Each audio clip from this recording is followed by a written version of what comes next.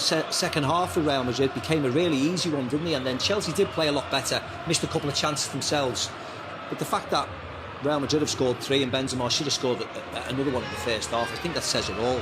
Very unlike Chelsea to commit that many errors to have good chances. I think when you say unlike Chelsea, that sums up the whole evening. The goalkeeper's been brilliant. He had a howler this evening. Rudiger's been brilliant. You know, Chelsea don't concede 7 goals in 2 games, and suddenly they have. Yeah, but also I think there's elements in the game as well that play a part in that. I think you look at the midfield area, and we know as playing, sometimes the game's won in that area, that midfield area where the team that control that area the most are the team that dominate possession and then get most chances and win games a lot of the time. And today I thought Cruz, Casemiro especially, and Modric, the way they spread that midfield and really asked questions of the Chelsea midfield, they didn't know whether they're coming or going at times, especially in that first half. That midfield 3 played here last year, didn't he? And they hardly got a kick here last year. And have come here and in the first half absolutely dominated the play.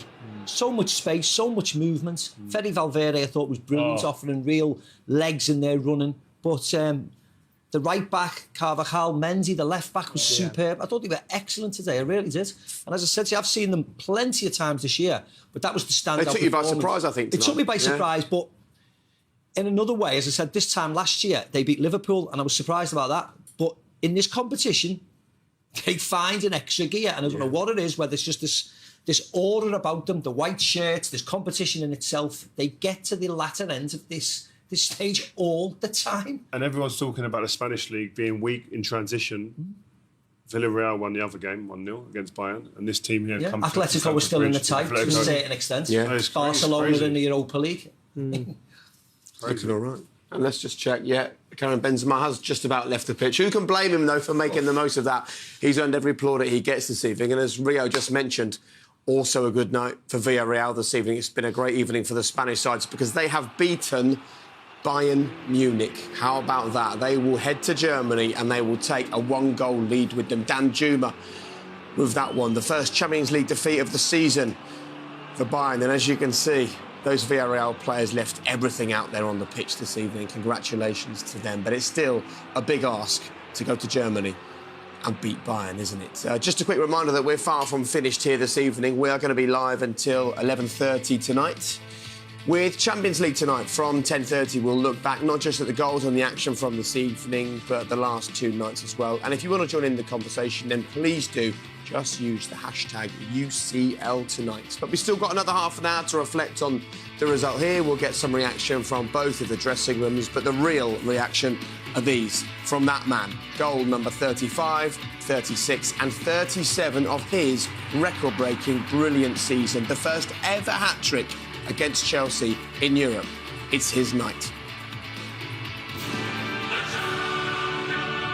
Welcome back. Thanks for sticking with us. We are live here for the next 90 minutes. Plenty to talk about between now and 11:30. And it's kind of mixed emotions in here, really, because we've seen, maybe apart from Joe, we've seen a disappointing result for Chelsea, but we've seen a brilliant performance from Karim Benzema. And I think sometimes when you work in English football and you cover English teams, you get obsessed talking about their result. But I think we have to start by talking about the man who's scored 37 goals now this season, his best ever return, and there's the most important part of his season still to come. Yeah, and this is the business end, and he's still scoring goals. He shot his team to the top of the league. They're 12 points clear now in the Spanish league, flying in that sense. But he's the talisman, he's the leader now. And again, he stepped out of the shadows from Cristiano Ronaldo. We mentioned before the game, having that humility to be able to sit in the background because he knew and understood what it meant to the team in terms of winning. But as soon as that opportunity comes for him to come out of the shadows and take over this team and take control of it, in all aspects of his game, he's gone up another level. This was a brilliant goal, wasn't it? Not just this header. You see him here, he gets involved in the game. Thiago has to go with him. Christensen doesn't know where to go. He has a little push at him and then he just delays his run again. 1-2. Vinicius was too quick for Christensen. That's why he left the field. And this was a brilliant cross. Do you know what, Mac? And the ball as it comes back to him, and he doesn't break his stride. He plays up the outside of his boot, perfect weight, and then carry on his run and the finish just to guide it in that corner. It was an outstanding goal. Yeah. The difference in the two headers as well. That header there, he's had to put a bit on it. Yeah. And it's just for young strikers watching the game, and not always do you have to use your neck muscles to kind of smash the ball back where it came from, or try and break the bulge of the net. this second goal shows you here, you just let the ball hit you, but this is a great move. They get out, they play. We could show you clip after clip of them getting out of situations like that because of the space in the midfield in the first half. But here, yes, Modric gets a bit too much space, you'd say, if you're being overcritical, but then he just goes in here, the delivery, and just letting the ball hit your head, but then guiding it into the area and using the pace of the ball. I mean, it was just superb to watch it. We was all in here screaming, going, wow, what a header. Yeah, the ball, like the delivery, just to put it in, just drop it over Thiago's head into that position there. And you're right, you know, the decision making, the ability to stay calm and to choose the right technique, leaning back, all your momentum's going back. He knows he has to guide it up and over Mendy's, and Mendy's outstanding shot stopper. So it's just an excellent goal. It's the power of experience. All three of you were saying that if you're 21, 22, you're so compelled to. He don't such score desire that to goal at score, 21. you know. He won't score that goal at 21. He's getting better with age. I think it's just his movement in and out. He knows he doesn't have to fly into the box. He's always just on the periphery. He knows where all the defenders are, and he just arrives really late. His experience counts for everything, doesn't it? But to follow up with a hat-trick against... You know, he scored 2 at the weekend to take Madrid clear again. He scored another 3 tonight. After this 3 against Paris Saint-Germain, he scored 2 away in Mallorca. Yeah. He's just there he missed the Classico, and you can sort of see why. But every time he sets foot on the pitch, he just looks as if he's going to score goals now. And he's averaging over a goal a game in this year of all years. I mean, it's just superb. At 34, by the way. He's the best number 9 on the planet for me. I mean, we can talk about Lewandowski, great player. Harry Kane's come back into that form we all knew about, great player. But for me, this guy at the moment is another level. He's just phenomenal. He's impacting the game in so many different areas, not just goals, assists, link-up play, taking the sting out of the game, slowing the game down. That's a number 9. That sounds like a playmaker, but that's the number 9 who scored 37 goals now this season. Phenomenal. And it's a good point because I think, you know, you see the numbers and people will talk about the goals after tonight, but when you see him live, it's the work rate. He's involved in everything. His movement is really clever. At times he just float out wide, doesn't he, and sort of nearly link hands with Vinicius. But his link-up play with him is excellent at the moment. He knew that's where the danger was. So the fact that he gravitated out there away from Thiago towards Christensen and almost doubled up in the first half, give him a torrid time. And that's where the game was won. It was effectively, yes, we'll talk about the third goal, but the performance in the first half was, as I said, exceptional. That's where the game was generally won for me because Chelsea couldn't do anything. They're always trying to chase the game then throughout. And I think Ancelotti deserves credit for that because the way they set up, it wasn't by accident what they were doing, going out and isolating Christensen. He ended up having to come off because he was given that much of a torrid time because Vinicius was out there, Benzema was coming out there. But I mean, again, tactically, first half they were great. Tuchel shot it up, as Joe said, in the second half, but it didn't amount to enough. By the way, if we get another Spanish announcement in the studio, we'll get you to translate what they're telling us. Yeah. I mean, I might as well. Why not? Why not? Let's have a look at the third one. And I think we should all be careful about being too critical here of 2 men who've been brilliant for Chelsea this season. 2 men absolutely outstanding, as good as anyone in a Chelsea shirt for the last 18 months. But here, Mendy just gets it wrong. And here, Rudiger, I don't know why he doesn't go with his right foot, clear it out, be aggressive. And this is right at the start of the second half. All of Thomas Tuchel's work at half-time would be gone. But as he's coming, just stick it into Rosed and stick Benzema in Rosed as well and clear it. I don't know why he doesn't do it. But again, both of them players have been outstanding players and it's just they got it wrong on that moment. Great opportunity for Rudiger, who's an aggressive player, to really, like Joe said there, put Benzema in the stands there. You've got a good opportunity to... What's he thinking? I don't know. He's trying to win it. Win the ball. Just trying to toe-poke possession. Yeah, you just smash it. His right foot, everything goes. Do you know what might be interesting? I don't know if he was booked at that stage in the game or not. In the first half. And maybe sometimes with Rudiger, you have to sort of calm him down. So at the start of the second half, maybe he might have been aggressive. He might have been at half-time unhappy with his team's performance. Maybe he would have been told to calm him down. In that situation, that wasn't a situation for calm. That was a situation for aggression, and he just got it wrong. But it's a good point because he was booked at that point. Yeah. So that may well have played in his mind. Let's get the thoughts of a man who I'm sure will be very happy to return here and pick up a win as impressive as that. Here's Carlo Ancelotti. Carlo, that must be a very satisfying night for you. We played well. Honestly, we had a good control of the game. We were good to build up from the back, dangerous in counter-attack. So it was a good night, but it's only the first half of this round. And we have to look forward, prepare the next game. But does that feel like one of the more complete performances from the side this season, maybe? Yeah, it was really good. I think that we show good organization, defensively, offensively. We were dangerous counter-attack. We had a fantastic performance in front from Benzema. They scored 3 goals, and yeah, it was a good performance. Vinicius was causing a lot of problems in the first half. You got that right, didn't you? Vinicius in the first half, Junior. Repeat. In the first half, you had a lot, particularly wide positions. Yeah, no, I think that helped us the fact that we were good from the back to build up, to find space between lines, and then with Benzema and Vinicius, we were dangerous. There's still a job to be finished, but do you feel you have a big advantage now? We have advantage.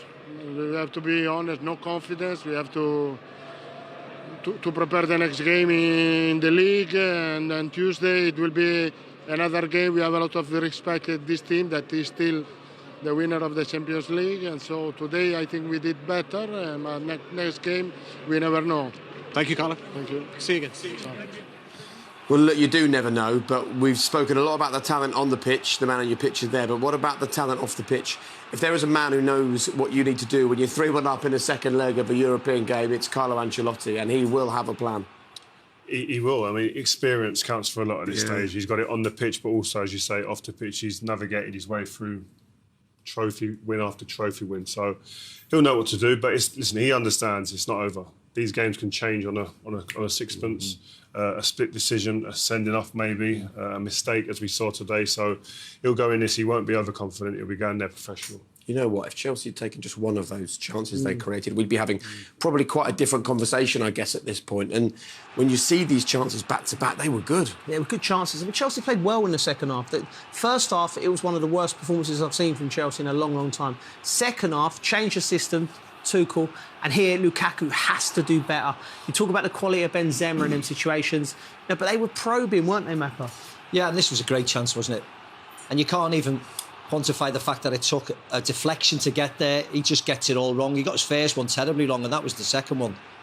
But he didn't have the impact that you wanted him to. Shot from Mason Mount, of course, a little bit too high, and a good one from Ziyech near the end. And they huffed and puffed. This was Reece James always trying.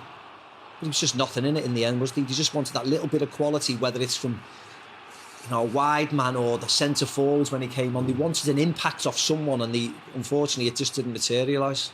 7 goals in 2 games under Thomas Tuchel. Yeah. We just don't talk about that sort of stuff with him. Yeah, and we mentioned before the game, in the Premier League since Thomas Tuchel's come here, they've had more clean sheets than anybody, any other team, Liverpool, City. So it's unusual, the last 2 games, what we've seen, 7 goals in 2 games, and we're looking to address that, I'm sure. Well, look, he's brought plenty of success since he's arrived at Chelsea. He's also brought searing honesty. It's going to be interesting, isn't it, after the break, to hear what Thomas Tuchel made of this performance from Chelsea. They've got to overturn a 3-1 deficit against Real Madrid. Let's get the thoughts of that man with Des. Thomas, a lot to process tonight, a lot to discuss. What's your reaction to that defeat? Well, it's a heavy loss. It was one of the worst first halves that I saw from us here at Stamford Bridge. On this kind of level, you cannot play like this. This was individually as a team, and from all of us was by far not enough. We were not doing what we were used to do, and far from our standards. And then you lose games. We could see that in the first half. They were very open and getting wide and finding a lot of space. Yeah, everything. It's not only open, like passing, where we pass, how we pass, when we pass, where do we attack, the ball possession game. There was the intensity in challenges, the desire to win challenges, how we close spaces now. Like, the first half was so far from any standards that we set ourselves that we cannot complain when we lose this half. You got a foot back into the game with that Havertz goal, of course, and that gives you a chance. But then Disaster strikes straight after. If you have this goal, you have the energy back, and we still. I mean, we have in second half, I think, 16 shots to 1 shot. Yeah, you can always come back. You can equalize. You can win it. But if you kill the game yourself after 48 minutes, it's harder and harder. Of course. Still, we had chances in second half to make it a 3-2, which could be crucial, but not today. You're a little bit downcast now, but you're still going to battle on. There's still a chance. Sorry? You look a little bit downcast. Downcast. You look a bit fed up. Well, what do you expect? Exactly. What do you expect? To stand here and smile or what? No, not at all. I'm saying, but you will still have to go to Madrid. We don't have to go to Madrid. We have to go to Southampton. Yeah. Yeah. And I think this is very, very important to process this first. Absolutely crucial that we first go to Southampton. And I will make sure that everybody processes this, because this is the absolutely most important now. Because if we keep on playing like this, we will lose in Southampton, and then we don't need to think about Bernabeu. We will get hammered in Bernabeu. Thank you, Thomas. Wow, talk about honesty. It's what you want to hear in some ways, though, isn't it? Absolutely. I mean, we know what the first half was like. We watched it. We've analysed it. We know that Real Madrid were excellent. We also said at half-time how bad Chelsea were, and it's the worst we've seen them in a while. So I fully expect him, to be honest. But he has to be careful as well, because he doesn't want, a moment like this or an interview like that to curtail the season. There's still plenty to fight for. But if they do lose to Southampton, they've got Tottenham breathing down the necks now. And they have to be careful. It just doesn't fall away. They just need to get back on and work hard from now until then, and then carry on, win at the weekend if possible, and move forward. I think when you look at I think we can look at it here in the touchscreen in terms of that first half and what I think he will be looking at, other than Vinicius, which is a thorn in their side. But also, I think if you look at their midfield, here they had the two midfield. There you go. Who had to cover big areas, and if you look at the other players, the opposition, Toni Kroos, Casemiro, Modric. Look how spread that is. Look at the difference in the way they're playing. They're spreading that around the whole midfield area.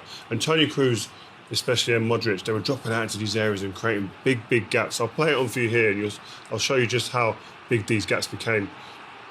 And I think I'll stop it there, and you see Kante there. He decides to go and press. Once he does that, you think, okay, well, where's your midfield partner? There he is. In the middle of the pitch. Look at the big space he's got to cover then now. He's on his own there in a big area. On his own. You think to yourself, wow, okay, let's see how this develops. Plays on here. Toni Kroos, what a cool customer is. Picks up the space. Look at that space there. He's got to pick up the ball. He can receive that with no one within 10, 15 yards of him. But another space I'm talking about here where there's not a blue shirt around 4 white shirts there, and that's what I'm talking about. Look at this player here in the middle, isolated. He's got to cover now that massive area there of them two blue circles. He's having to do that on his own. It's impossible. I don't care who you are. Kante there on his own couldn't do that. And then beyond that, look at the white shirts then streaming forward. They're away at Stamford Bridge. They're not just sitting back. They're flooding forward, causing problems and asking questions once they get. And that's the right back, by the way, in the 6-yard box, getting shots off. So they were fluid in the way that they attacked, but they created the problems for the Chelsea midfield, who were outnumbered, but also in terms of space didn't have a chance in the first half. He also needs to be to digest the game, like he said, take it in. But also in the first half, you have to remember there must have been a problem with N'Golo Kante for him to come off at half time, and you've got Jorginho in there, and Madrid was their spaces in midfield. So you had two players who were... Jorginho's not athletic. Kante, who had a problem. So the first half, Chelsea were having such a problem getting close to them. So just as much as we can praise Real Madrid for their performance, and like Rio said rightly, look, tactically, the spaces were really good. Chelsea were off it because of them reasons. And then they need to take the second half into the Bernabeu. And in that cauldron, they need to start with that intensity with a fully fit team. And he's right. Southampton's important, but this tie's not over. I think it's important as well. Vinicius Junior, and you have to look at this in the second half. They addressed it and they'd done well and went to a 4. But you look at Vinicius Junior here. Most of the game, he was out here. Look at him. He just stood out there and said, "This is me. This is where I'm going to be all game." And the reason for that was to isolate Christensen in that first half, who pace isn't probably one of his best attributes. He's experienced now. He reads the game very well. But if you can isolate him and get him 1v1 in these areas here, this is all that they played this game here. That's this where Benzema stood as well, didn't he? This side of the pitch near Vinicius Junior.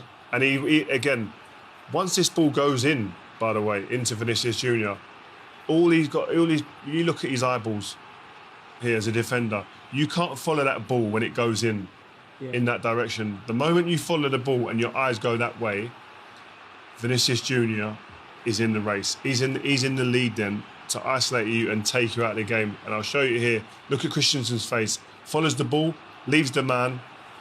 Game over. Game over. They tried to do this all game. And look at where it is, right in front of Thomas Tuchel. So he addressed that at half-time, because we were seeing it from up here. Thomas Tuchel saw that Christensen was so uncomfortable with Vinicius. And it went the second half, when he put Reece James in there, where it's more of it's a race athletically, and they went back to the 4, and Reece James just matched up with Vinicius. He didn't get a kick. That's what Macca would used to do back in the day. When you played Macca, you'd get people 1v1 like that. Yeah. You'd play Front it them and up just and go. run. Yeah. And if the defender follows the ball inside and leaves the man, it's over. It's Space is curtains. there, yeah. It's brilliant. Do any of you see Chelsea winning this now over 2 legs? I don't. No.